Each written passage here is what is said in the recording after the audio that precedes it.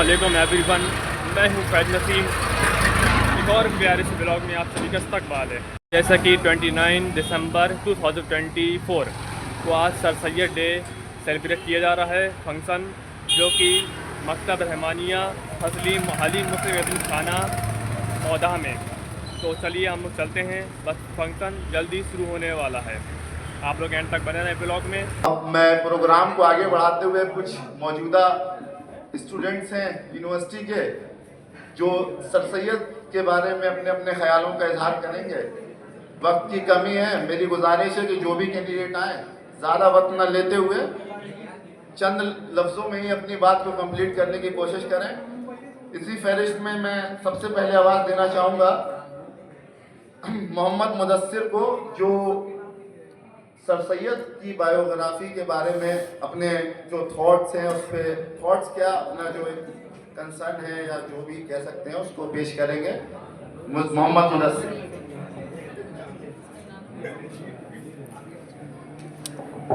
हाज़िरीन महफिल, अस्सलामु अलैकुम व रहमतुल्लाहि व बरकातुहू।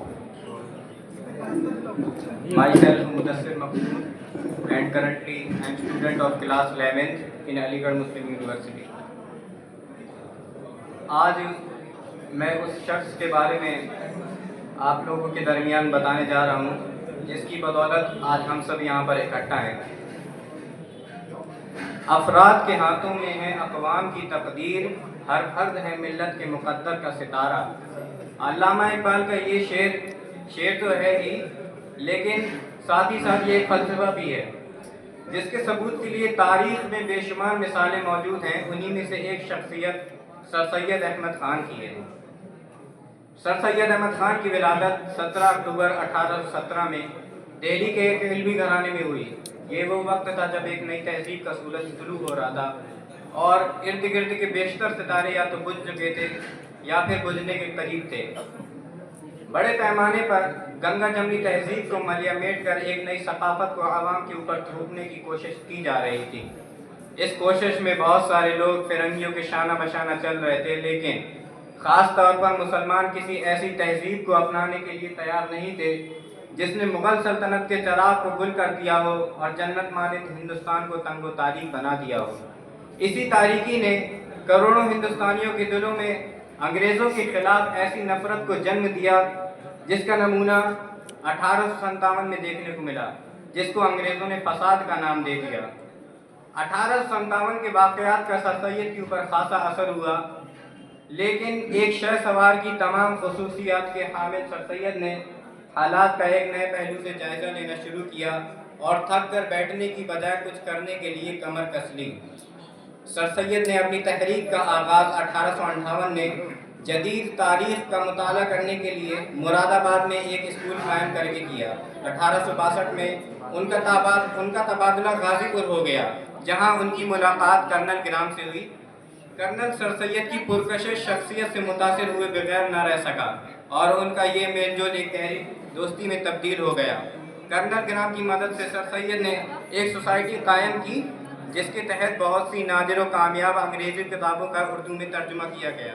इन वाक़यात का जिक्र खुद कर्नल ग्राम ने अपनी किताब the life and works of sir Syed में किया है। जब सर सैयद का तबादला अलीगढ़ हुआ तो ये सोसाइटी एक साइंटिफिक शक्ल अख्तियार कर चुकी थी, जिसके ज़िम्मे साइंसी उलूम का उर्दू में तर्जुमा करने का काम था। इस सोसाइटी ने अलीगढ़ गज़ट निकालना शुरू किया। इस गज़ट ने अलीगढ़ तहरीक को फ़ाल और मुतहर्रिक बनाने के लिए मुसलमानों को ज़हनी और नफ्सियाती तौर पर तैयार किया। सर सैयद ने सिर्फ इस्लाम और मुसलमान ही नहीं बल्कि दीगर अक़वाम और अदियान के लिए भी काम किया। चुनांचे बनारस में रहकर सर सैयद ने हिंदू फ़लसफ़ा का गहरा मुताला किया। क्वींस कॉलेज ऑफ बनारस में हिंदुइज़्म के माहिरीन और प्रोफेसर से उनकी मुलाकात तारीख़ के औराक़ में आज तक महफूज है। 1869 में सर सैयद ने इंग्लैंड का सफ़र किया, जो उनकी ज़िंदगी का एक अहम संग मील साबित हुआ।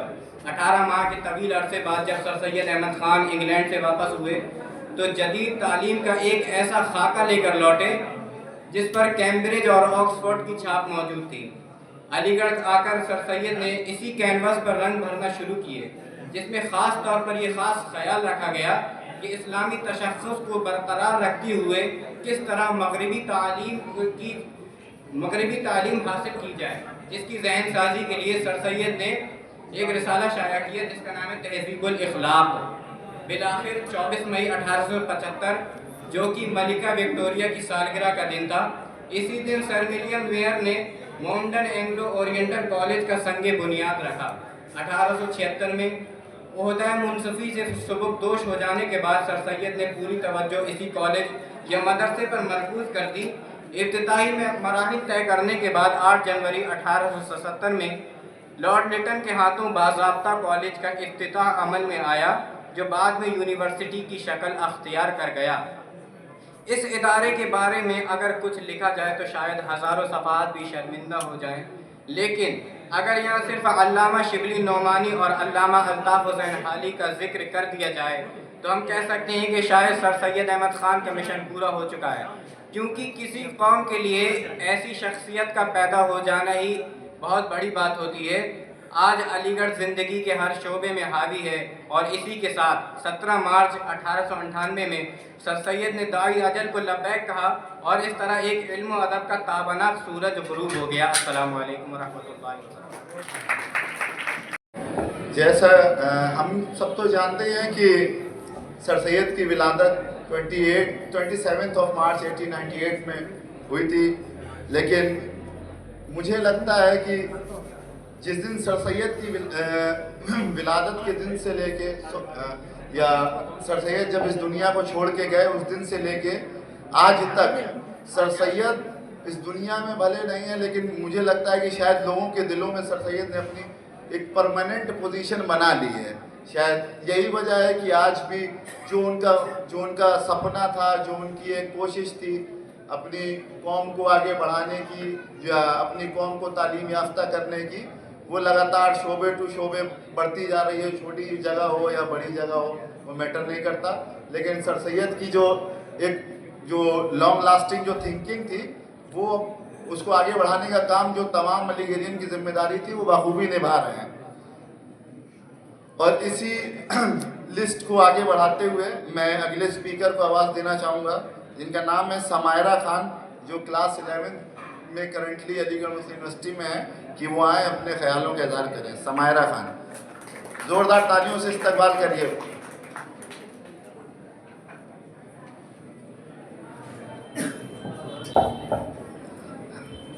Assalamu alaikum everyone. Today we are gathered here to honor and celebrate the legacy of a social reformer, thinker, educationist and visionary, Sir Syed Ahmad Khan. شام در شام جلیں گے تیری یادوں کے چراغ، شام در شام جلیں گے تیری یادوں کے چراغ، نسل در نسل تیرا درد نمایاں ہوگا. This is Samaira Khan and I'm feeling very honored to be standing on the stage in front of you all. Sir Syed Ahmad Khan was not just an educationist, but a pioneer who emphasized modern education and advocated for social reforms. His vision for women's empowerment was rooted in education, social justice, and equal opportunities. In a time when educating women was considered taboo, Sir Syed advocated for women's education as a means to uplift the society. He believed that no society could progress unless its women were educated and empowered. He recognized that women are the backbone of families and their development directly influences the progress of the entire community. He said, کوئی قوم عظمت حاصل نہیں کر سکتی جب تک کہ اس کی عورتیں مردوں کے شانہ بشانہ نہ چلیں. He argued that educated mothers raise enlightened generations, thereby shaping the future of a nation.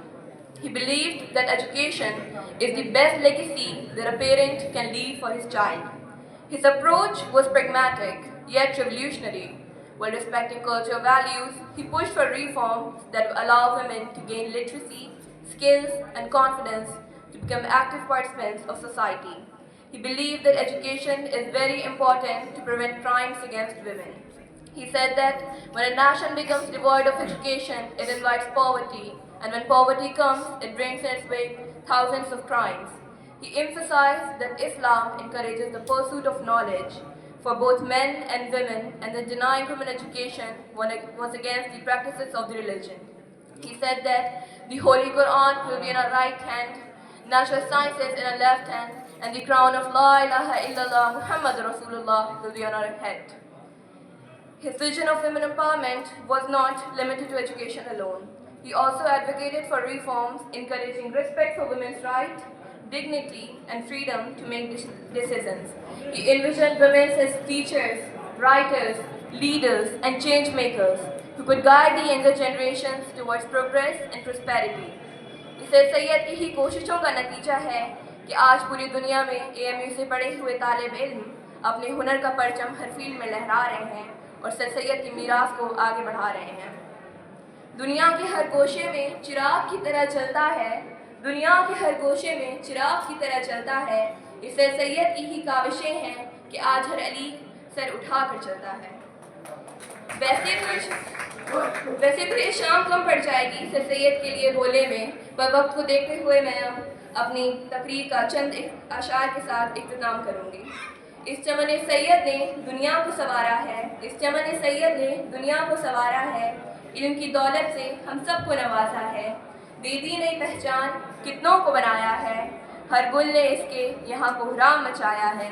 फ़कत तालीम नहीं ये तहजीब का सरमाया है, बड़े दिल से सर सैयद ने इस अंजुमन को सजाया है, बड़े दिल से सर सैयद ने इस अंजुमन को सजाया है। Thank you so much, have a great evening. Currently in बच्चों को देख रहा हूँ जो भी मेरे जूनियर्स हैं, मैं तो इनका सीनियर हूँ तो मेरा तो फ़र्ज़ है कि मैं इनको अप्रिशिएट करूँगा, लेकिन यहाँ तमाम जो भी मेहमान हैं ये उनकी भी जिम्मेदारी है, सिर्फ सीनियर की जिम्मेदारी तो नहीं है ना, सबकी जिम्मेदारी है कि उन तमाम बच्चों को अप्रिशिएट करें।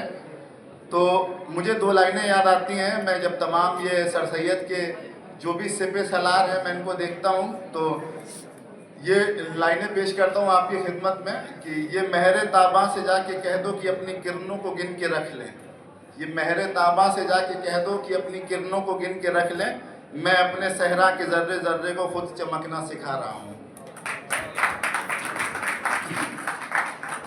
और इसी फहरिस्त को आगे बढ़ाते हुए जो अगले स्पीकर हैं, जो कैंडिडेट हैं, शहबाज अली जो करंटली 11th क्लास में हैं AMU में, मोहम्मद शहबाज अली कि वो आए अपने ख्यालों का इज़हार करें।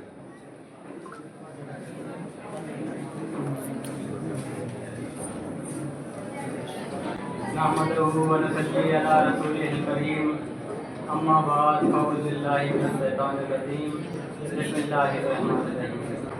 मुअज़्ज़िज़ मेहमान, मेहमान खास और तलबा और तालिबात, अस्सलामु अलैकुम व रहमतुल्लाहि व बरकातहू।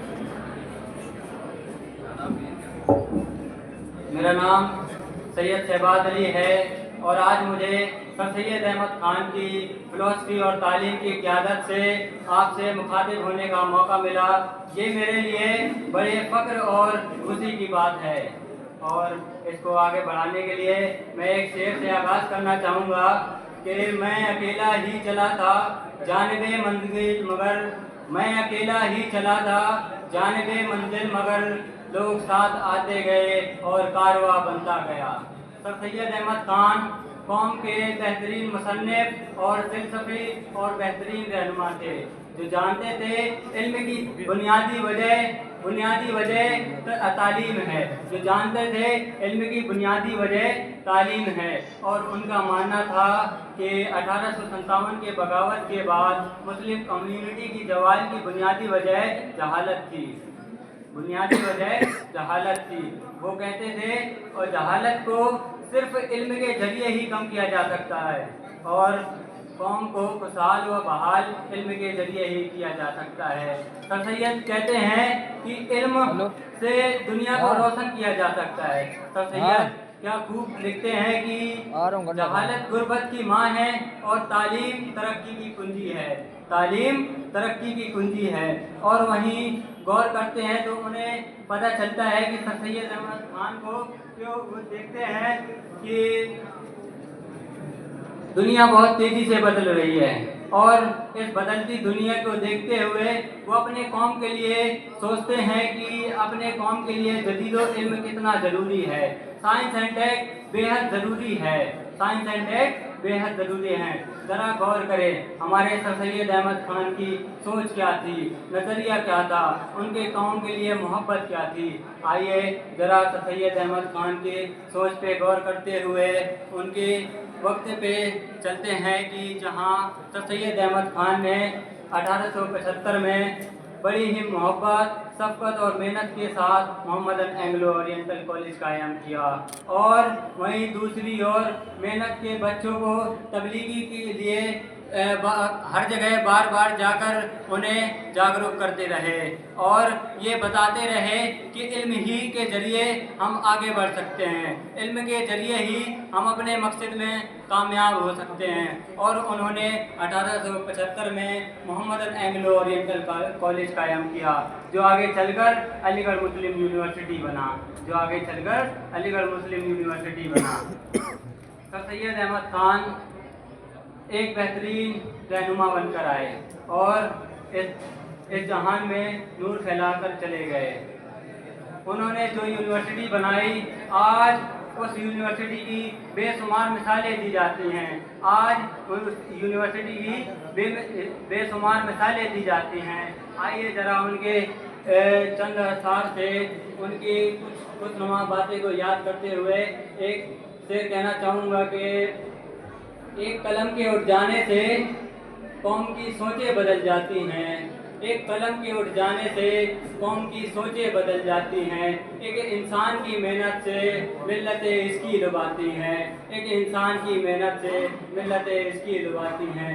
ज़रा गौर करें कि क्या खूब इल्म से रोशन जिसने दुनिया को बनाया है, क्या खूब इल्म से रोशन जिसने दुनिया को बनाया है, दुनिया के कोने कोने में इल्म का चिराग जलाया है, दुनिया के कोने कोने में इल्म का चिराग जलाया है।